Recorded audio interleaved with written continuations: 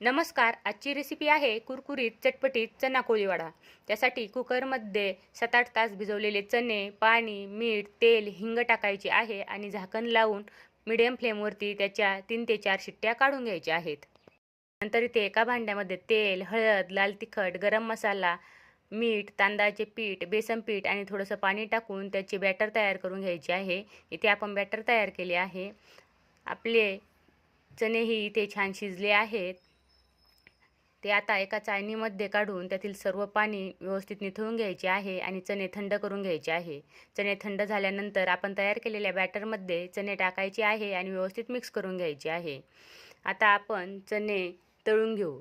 त्यासाठी इथे मी कढईमध्ये तेल गरम करत ठेवले होते. त्यामध्ये चणे टाकायचे आहेत आणि मीडियम फ्लेमवरती चणे छान तळून घ्यायचे आहेत. तळताना त्यामध्ये हिरवी मिरची, कढीपत्ता आणि लसूण टाकायचे आहेत. तयार आहेत आपले कुरकुरीत आणि चटपटीत चना कोळीवडा. त्यावरती थोडासा चाट मसाला टाकायचा आहे आणि लिंबू कांद्यासोबत सर्व करायचे आहेत. अशाच रेसिपींसाठी चॅनलला लाईक आणि सबस्क्राईब करा. धन्यवाद.